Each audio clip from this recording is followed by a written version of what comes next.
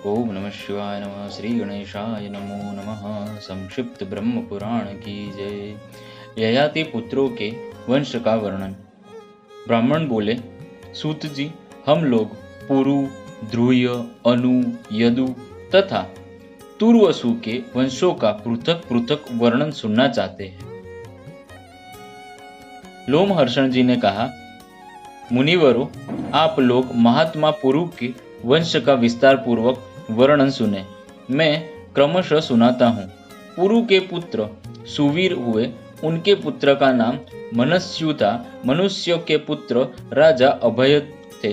अभयद के सुधनवा, सुधनवा के सुबाहु, सुबाहु के रौद्रश्व तथा रौद्रश्व के दर्शाण्यु, कुकर्ण्यु, कशेयु, थंडिलेयु, संतेयु, रुचेयु, जलेयु, स्थलेयु, धनेयु एवं वनेयु, ये 10 पुत्र हुए। इसी प्रकार भद्रा, शुद्रा, मद्रा, शलदा, मलदा, खलदा, नलदा, सुरसा, गोचपला तथा स्त्री रत्न कुटा, ये 10 कन्याएं हुई। अत्रि कुल में उत्पन्न महर्षि प्रभाकर उन सब के पति हुए। उन्होंने भद्रा के गर्भ से परम यशस्वी सोम को पुत्र रूप में उत्पन्न किया। राहु से आहत होकर जब सूर्य आकाश से पृथ्वी पर गिरने लगे और समस्त संसार में अंधकार छा गया, उस समय प्रभाकर ने ही अपनी प्रभा फैलाई। महर्षि ने गिरते हुए सूर्य को तुम्हारा कल्याण हो यह कहकर आशीर्वाद दिया। उनके इस कथन से सूर्य पृथ्वी पर नहीं गिरे। महातपस्वी प्रभाकर ने तब सब गोत्रों में अत्रि को ही श्रेष्ठ बनाया। अत्रि के यज्ञ में देवताओं ने उनके बलि की प्रतिष्ठा की। उन्होंने रुद्राश्व की कन्याओं से 10 पुत्र उत्पन्न किए, जो महान, सत्वशाली तथा उग्र तपस्या में तत्पर रहने वाले थे। वे सभी वेदों के पारंगत, विद्वान तथा गोत्र प्रवर्तक हुए। स्वस्त्यत्रुय नाम से उनकी ख्याति हुई। कशेयु के सभानर, चाक्षुष तथा परमन्यु, ये 3 महारथी पुत्र हुए। सभानर के पुत्र कलानल तथा कलानल के धर्मग्न सुजय हुए। सुजय के पुत्र वीर राजा पुरुंजय थे। पुरुंजय के पुत्र का नाम जन्मेजय हुआ। जन्मेजय के पुत्र महाशाल थे, जो देवताओं में भी विख्यात हुए और इस पृथ्वी पर भी उनका यश फैला था। महाशाल के पुत्र महाना के नाम से विख्यात थे। देवताओं ने भी उनका सत्कार किया था। उन्होंने धर्मग्न उशीनर तथा महाबली तितिक्षु, ये 2 पुत्र उत्पन्न किए। उशीनर की 5 पत्नियों थी, जो राजर्षियों के कुल में उत्पन्न हुई थी। उनके नाम इस प्रकार है: नृगा, कृमि, नवा, दरवा तथा दृशद्वती। उनसे उशीनर के 5 पुत्र हुए। नृगा के पुत्र नृग थे। कुर्मी के गर्भ से कुर्मी का ही जन्म हुआ। नवा के 9 तथा दरवा के सुव्रत हुए। दृशद्वित के गर्भ से उशीनर कुमार शिबी की उत्पत्ति हुई। शिबी को शबी देश का राज्य मिला। नृग के अधिकार में योद्धेय प्रदेश आया। नव को नवराष्ट्र तथा कृमि को कृमिलापुरी का राज्य प्राप्त हुआ। सुव्रत के अधिकार में अम्बष्ट देश आया। शिबी के विश्वविख्यात 4 पुत्र हुए: वृषदर्भ, सुवीर, केके तथा मद्रक। उनके समृद्धशाली जनपद उन्हीं के नाम से प्रसिद्ध हुए। अब महामना के दूसरे पुत्र तितिक्षु की संतानों का वर्णन किया जाता है। तितिक्षु पूर्व दिशा के राजा थे। उनके पुत्र महापराक्रमी उषद्रथ हुए। उषद्रथ के पुत्र फेन, फेन के सूतपा तथा सूतपा के बलि हुए। राजा बलि सोने का तरकस रखते थे। वे बहुत बड़े योगी थे। उन्होंने इस भूतल पर वंश की वृद्धि करने वाले 5 पुत्र उत्पन्न किए। उनमें से सबसे पहले अंग की उत्पत्ति हुई। तत्पश्चात क्रमशः वंग, सुहम, पुंड्रक तथा कलिंग उत्पन्न हुए। ये सब लोग बालेय क्षत्रिय कहलाते हैं, बल्कि कुल में बालेय ब्राह्मण भी हुए, जो वंश की वृद्धि करने वाले थे। ब्रह्मा जी ने प्रसन्न होकर बलि को यह वरदान दिया कि तुम महायोगी होगे, एक कल्प की तुम्हारी आयु होगी, बल में तुम्हारी समानता करने वाला कोई न होगा, कोई न होगा। कुल में बल में तुम्हारी समानता करने वाला कोई न होगा। तुम धर्म तत्व के ज्ञाता होगे। संग्राम में तुम्हें कोई जीत न सकेगा। धर्म में तुम्हारी प्रधानता होगी। तुम तीनों लोकों की देखभाल करोगे, सर्वत्र श्रेष्ठ माने जाओगे और चारों वर्णों के मर्यादा के भीतर स्थापित करोगे। भगवान ब्रह्मा जी के यो कहने पर बलि को बड़ी शांति मिली। वे दीर्घ काल के बाद मरकर स्वर्ग को गए। उनके 5 पुत्रों के अधिकार में जो जनपद थे, उन्हीं को नाम इस प्रकार थे: अंग, वंग, सूय, कलिंग और पौंड्रक। अब अंग की संतानों का वर्णन करता हूँ। अंग के पुत्र महाराज दधिवाहन हुए। दधिवाहन के पुत्र राजा दिविरथ, दिविरथ के इंद्रतुल्य पराक्रमी और विद्वान धर्मरथ तथा धर्मरथ के पुत्र चित्ररथ हुए। राजा धर्मरथ जब कालांजर पर्वत पर यज्ञ करते थे, उस समय महात्मा इंद्र ने उनके साथ बैठकर सोमपान किया था। चित्ररथ के पुत्र दशरथ हुए, जो लोमपाद के नाम से विख्यात थे। उन्हीं की पुत्री शांता थी। दशरथ के पुत्र महायशस्वी वीर चतुरंग हुए, जो ऋष्यशृंग मुनि की कृपा से उत्पन्न हुए थे। चतुरंग के पुत्र का नाम पृथुलाक्ष था। पृथुलाक्ष के पुत्र महायशस्वी चंप थे। चंप की राजधानी चंपा थी, जो पहले मालिनी के नाम से प्रसिद्ध थी। चंप के पुत्र हर्यश हुए। हर्यश के पुत्र वैभांगिक थे, जिनका वाहन इंद्र का ऐरावत हाथी था।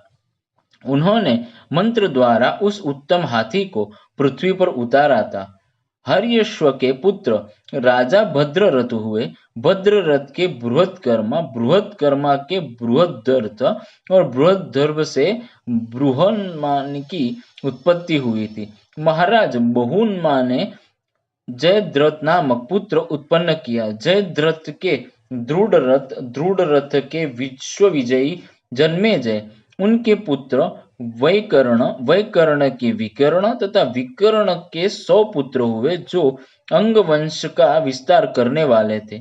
ये सब अंगवंशी राजा बतलाए गए हैं, जो सत्यव्रती, महात्मा, पुत्रवान तथा महारथी थे। अब रौद्र कुमार राजा रुचेयु के वंश का वर्णन करूंगा, सुनो। रुचेयु के पुत्र राजा मतिनार हुए। मतिनार के 3 बड़े धर्मात्मा पुत्र थे: वसुरोध, प्रतिरथ और सुबाहु। ये सभी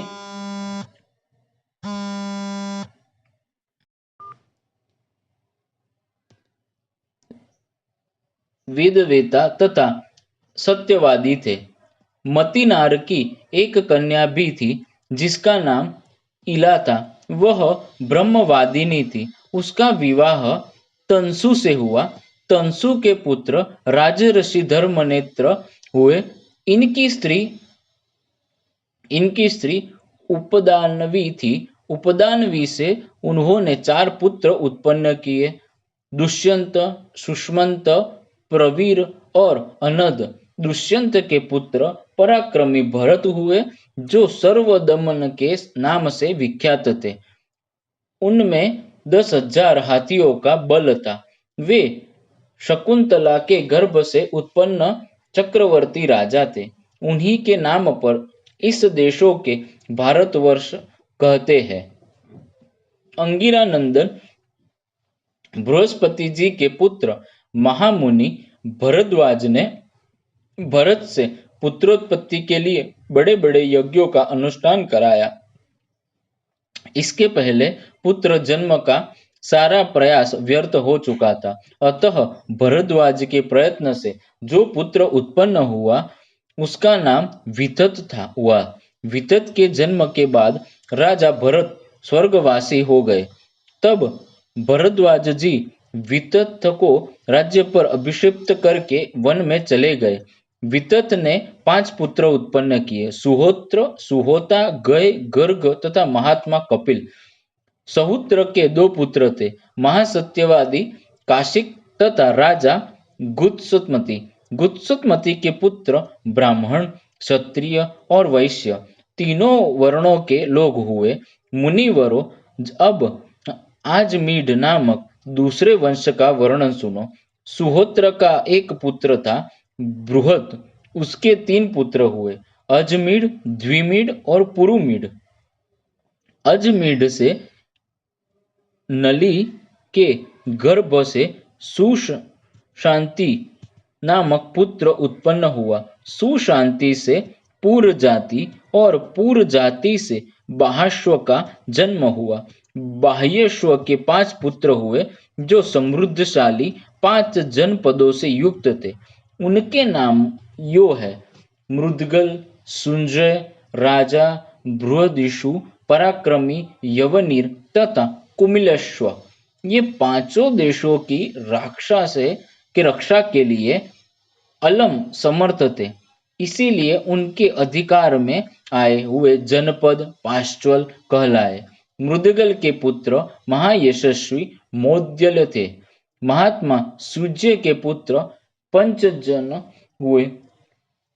पंचजन के सोमदत्त, सोमदत्त के सहदेव और सहदेव के सोमक हुआ। सोमक के पुत्र का नाम जंतु था, जिनके 100 पुत्र हुए। इन सब में छोटे पुरुष थे, जिनके पुत्र द्रुपद हुए। ये सभी आजमीड तथा सोमक क्षत्रिय कहलाते हैं। अजमीड के एक और पत्नी थी, जिनका नाम था धूमिनी। रानी धूमिनी बड़ी पतिव्रता थी। ये पुत्र की कामना से व्रत करने लगी। 10,000 वर्षों तक अत्यंत दुष्कर तपस्या करने के उन्होंने विधि पूर्वक अग्नि में हवन किया तथा पवित्रता पूर्वक नियमित भोजन करने के वे अग्निहोत्र के कुशों पर ही लेट गई। उसी अवस्था में राजा अजमीड ने धूमिनी देवी के साथ समागम किया। इससे रूषक नामक पुत्र की उत्पन्न हुई। रूष धूम्र के समान वर्ण वाले एवं दर्शनीय पुरुष थे। रूष से संवर्ण और संवर्ण से कुरु उत्पन्न हुए, जिन्होंने प्रयाग से जाकर कुरुक्षेत्र की स्थापना की। वह बड़ा ही पवित्र एवं रमणीय क्षेत्र है। कितने ही पुण्यात्मा पुरुष उसका सेवन करते हैं। कुरु का महान वंश उन्हीं के नाम पर कौरव कहलाया। कुरु के 4 पुत्र हुए, सुंधवा, सुधनु, परीक्षित और अरिमेजय। परीक्षित के पुत्र जन्मेजय श्रुत से अग्रसेन और भीमसेन हुए। ये सभी बलशाली और पराक्रमी थे।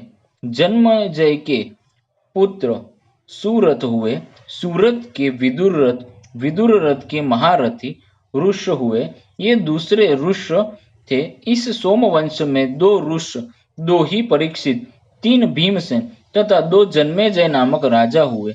द्वितीय ऋष के पुत्र भीमसेन थे। भीमसेन से प्रतीप और प्रतीप से शांतनु, देवापी तथा वाल्मीकि, ये 3 महारथी पुत्र हुए। अब राजर्षि वाल्मीकि के वंश का वृतांत सुनो। वाल्मीकि के पुत्र महायशस्वी सोमदत्त थे। सोमदत्त से भूरि, भूरिश्रवा और शल, ये 3 पुत्र हुए। देवापि, देवताओं के उपाध्यायन और मुनि हुए। शांतनु, शांतनु कौरव वंश का भार वहन करने वाले राजा हुए। अब मैं शांतनु के त्रिभुवन विख्यात वंश का वर्णन करूंगा। शांतनु ने गंगा के गर्भ से देवव्रत नामक पुत्र उत्पन्न किया। देवव्रत ही भीष्म नाम से विख्यात पांडवों के पितामह थे। तत्पश्चात शांतनु की काली नाम वाली पत्नी ने विचित्र वीर्य नामक पुत्र उत्पन्न किया, जो पिता का प्यार तथा धर्मात्मा था। विचित्र वीर्य की स्त्रियों से श्री कृष्ण द्वैपायन ने धृतराष्ट्र, पांडु तथा विदुर को जन्म दिया। धृतराष्ट्र ने गांधारी के गर्भ से 100 पुत्र उत्पन्न किए। उन सब में दुर्योधन ज्येष्ठ था। पांडु के पुत्र अर्जुन हुए। अर्जुन से सुभद्रा कुमार अभिमन्यु की उत्पत्ति हुई। अभिमन्यु से परीक्षित और परीक्षित से जन्मेजय का जन्म हुआ। जन्मेजय के काश्या नाम की पत्नी से चंद्रापीड़ तथा सूर्यापीड़ नामक 2 पुत्र हुए। उनमें सूर्यापीड़ मोक्ष धर्म के ज्ञाता थे। चंद्रापीड़ के महान धनुर्धर 100 पुत्र थे। ये सब इस पृथ्वी पर जन्मेजय क्षत्रिय के नाम से प्रसिद्ध हुए। उनमें उन 100 पुत्रों में सबसे बड़ा सत्यकर्ण था, जो हस्तिनापुर में रहा करता था। महाबाहु सत्यकर्ण प्रचुर दक्षिणा देने वाले थे। सत्यकर्ण के पुत्र प्रतापी श्वेतकर्ण हुए। वे पुत्र न होने के कारण तपोवन में चले गए। वहां सुचारु की पुत्री मालिनी, जो यदुकुल में उत्पन्न हुई थी, वन में आई थी। उसने श्वेतकर्ण से गर्भ धारण किया। उस गर्भ स्थापित हो जाने पर राजा श्वेतकर्ण पहले के किए हुए संकल्प के अनुसार महाप्रस्थान को चले। अपने प्रियतम को जाते देख मालिनी भी उनके पीछे लग गई। मार्ग में उसने एक सुकुमार शिशु को जन्म दिया, किंतु उसको भी छोड़कर वह पतिव्रता पति के पीछे चल दी। नवजात शिशु पर्वत की घाटियों पर रो रहा था। तब उस पर कृपा करने के लिए आकाश में मेघ प्रकट हो गए। श्रविष्ठा के 2 पुत्र थे,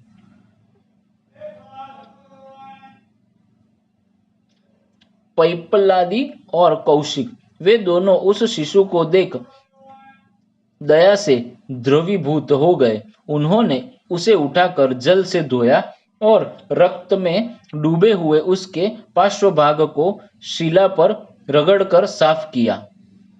रगड़ने पर उसकी दोनों पसलियों बकरे की भांति श्याम वर्ण की हो गई। इसीलिए उन दोनों ने उस बालक का नाम अजपाश्व रख दिया। उसके रेमक की शाला में 2 ब्राह्मणों ने पाल पोसकर बड़ा किया। रेमक की पत्नी ने अपना पुत्र बनाने के लिए उसे गोद ले लिया। तब से वह रेमकी का पुत्र माना जाने लगा। दोनों ब्राह्मण उसके सचिव हुए। उन सब के पुत्र और पौत्र एक ही समय में समान आयु वाले हुए। यह महात्मा पांडवों का पौरव वंश बतलाया गया है। नहुष नंदन ययाति ने अपनी वृद्धावस्था का परिवर्तन करते समय अत्यंत प्रसन्न हो यह उदार प्रकट किया था।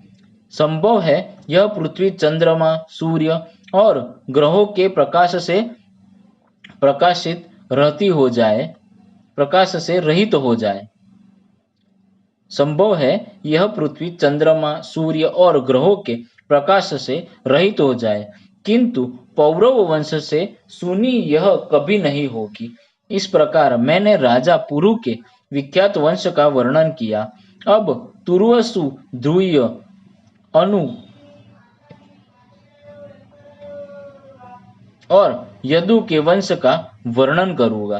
तुर्वसु के पुत्र वहिनी, वहिनी के गोभानु, गोभानु के राजा त्रेशानु, त्रेशानु के करंदम तथा करंदम के मरुत हुए।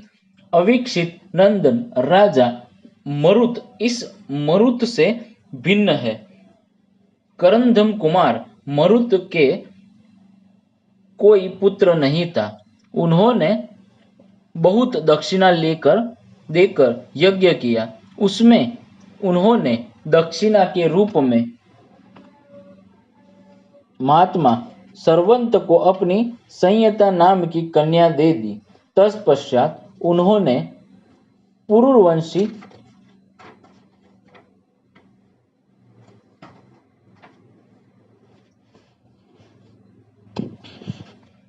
पुरुवंशी दुष्यंत को गोद ले लिया। इस प्रकार ययाति के शापवश जब तुर्वसु का वंश नहीं चला, तब उसके पौरव वंश का प्रवेश हुआ।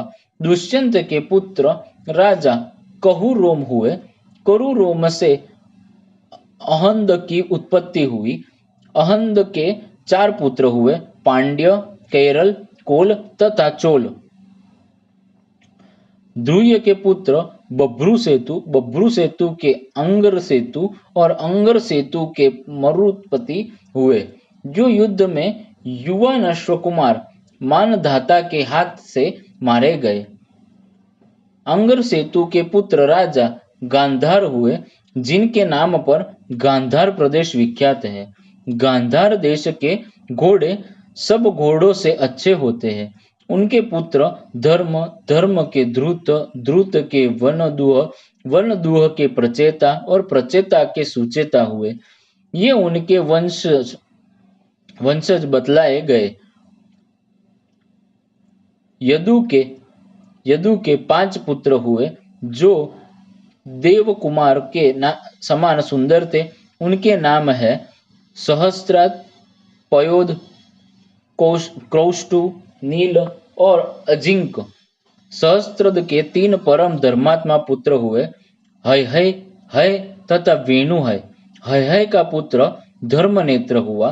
धर्मनेत्र के कार्तक और कार्तक के सायंज नामक पुत्र हुए। सायंज ने सायंज की नाम की नगरी बसाई। सायंज का दूसरा नाम महिष्मान भी था।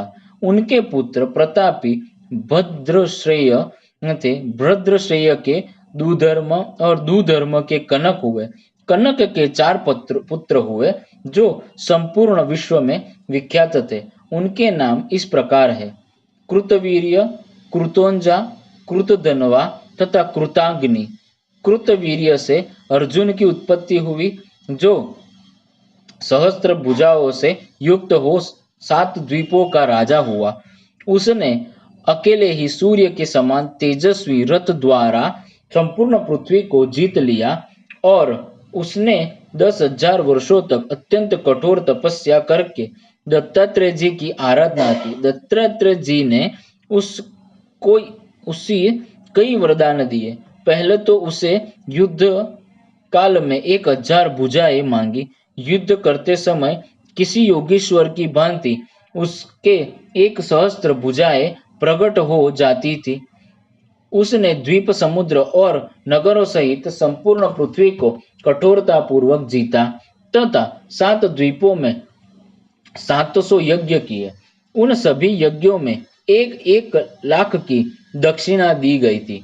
सब में सोने के यूप गड़े थे। सोने की ही वेदियां बनी थी।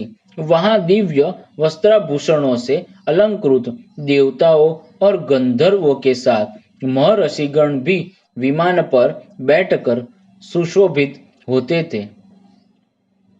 कार्तवीर्य के यज्ञ में नारद नामक गंधर्व ने इस गाथा का गान किया। अन्य राजा लोग यज्ञ, दान, तपस्या, पराक्रम और शास्त्र ज्ञान के कार्तवीर्य अर्जुन की स्थिति को नहीं पहुंच सकते। वह योगी था, इसीलिए 7 द्वीप में ढाल, तलवार, धनुष, बाण और रथ लिए सदा चारों ओर विचरता दिखाई देता था। धर्म पूर्वक प्रजा की रक्षा करने वाले महाराज कार्तवीर्य के प्रभाव से किसी का धन नष्ट नहीं होता था, किसी को रोग नहीं सताता था, तब कोई भ्रम में नहीं पड़ता था। वे सब प्रकार के स्त्रोत्रों से संपन्न चक्रवर्ती सम्राट थे। ये वे ही पशुओं तथा खेतों के भी रक्षा थे और वे ही योगी होने के कारण वर्षा करते हुए मेघ बन जाते थे। जैसे शरद ऋतु में भगवान भास्कर अपनी सहस्त्रों किरणों से शोभायमान होते हैं, उसी प्रकार राजा कार्तिवीर्य अर्जुन अपनी सहस्त्रों भुजाओं से शोभा पाते थे। उन्होंने कर्कोटक नाग के पुत्रों को जीतकर उन्हें अपनी नगरी माहिष्मतिपुरी में मनुष्य के साथ बसाया था। वे वर्षा काल में समुद्र में जल क्रीड़ा करते समय अपनी भुजाओं से रोककर उसकी जल राशि के वेग को पीछे की ओर लौटा देते थे। उनकी राजधानी को देखकर घेर कर बहने वाली नर्मदा नदी में जब वे जल क्रीड़ा करते समय लौटते थे, उस समय वह नदी अपनी सहस्त्रों चंचल लहरों के साथ डरती डरती उनके पास आती थी। महासागरों में जब वे अपनी सहस्त्र भुजाओं पटकते थे, उस समय पाताल निवासी महादैत्य निश्चेष्ट होकर भय से छिप जाते थे। ऊंची उठती हुई उत्ताल तरंगे विचीर्णित हो जाती थी। बड़े बड़े मीन और तिमी आदि जल जंतु छटपटाने लगते थे। सागर के जल में फेन जम जाता था। समुद्र बड़ी बड़ी भंवरों के कारण शुद्ध दिखाई देता था। देवताओं और असुरों के डाले हुए मंदराचल पर्वत से क्षीर समुद्र की जो दशा हुई थी, वही दशा वे अपने सहस्त्र बाहुओं से महासागर की कर देते थे। उस समय मंदराचल के द्वारा समुद्र मंथन की बात सोचकर चकित और अमृतोत्पत्ति से आशंकित हुए बड़े बड़े नाग सहसा ऊपर उछलकर देखते और भयंकर कार्तवीर्य नरेश पर दृष्टि पड़ते ही मस्तक झुकाकर निश्चेष्ट पड़ जाते थे। जैसे संध्या के समय वायु के झोंके से कदलिंग खंड कांपते थे, उसी प्रकार वे भी कांपने लगते थे। राजा कार्तवीर्य ने अभिमान से भरे हुए लंकापति रावण को अपने 5 ही बाणों से सेना सहित मूर्छित करके धनुष की प्रत्यंचा से बांध लिया और माहिष्मतिपुरी में लाकर बंदी बना लिया। यह समाचार सुनकर महर्षि पुलत्स्य उनके पास गए। महर्षि के याचना करने पर उन्होंने रावण को मुक्त कर दिया। अर्जुन की 1000 भुजाओं में धारण किए हुए धनुषों की प्रत्यंचा का इतना घोर शब्द होता था, मानो प्रलयकालीन मेघ गर्जते हो अथवा वज्र फट पड़ा हो। अहो, परशुराम जी का पराक्रम धन्य है, जिन्होंने सुवर्णमय तालवन के समान राजा कार्तवीर्य की सहस्त्रों भुजाओं को काट डाला था। एक दिन की बात है, प्यासे अग्निदेव ने राजा कार्तवीर्य से भिक्षा मांगी। उन्होंने सातों द्वीप, नगर, गांव, गोष्ठ तथा सारा राज्य उन्हें भिक्षा में दे दिया। अग्निदेव सर्वत्र प्रज्वलित हो उठे और महाराजा कार्तवीर्य के प्रभाव से समस्त पर्वतों एवं वनों को जलाने लगे। उन्होंने वरुण पुत्र के रमणीय आश्रम को भी जला दिया।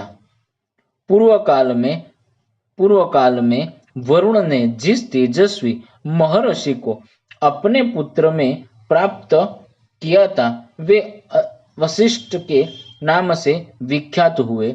उन्हीं का नाम आपौ भी है।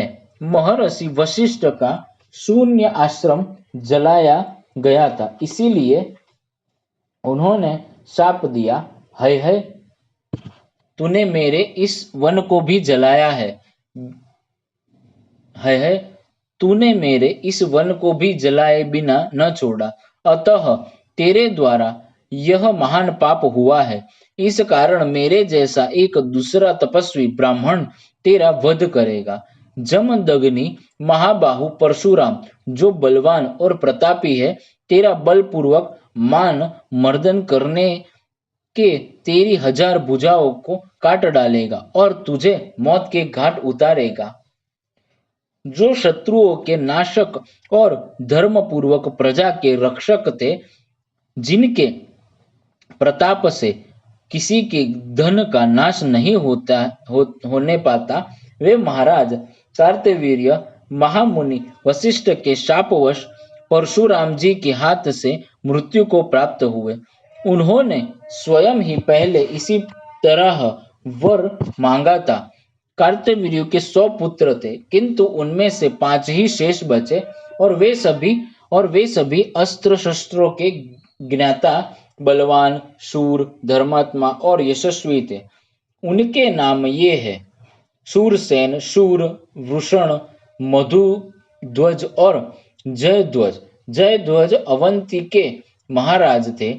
जयध्वज के पुत्र महाबली तालंजक हुए। उनके 100 पुत्र थे, जो तालंजक के नाम से विख्यात थे।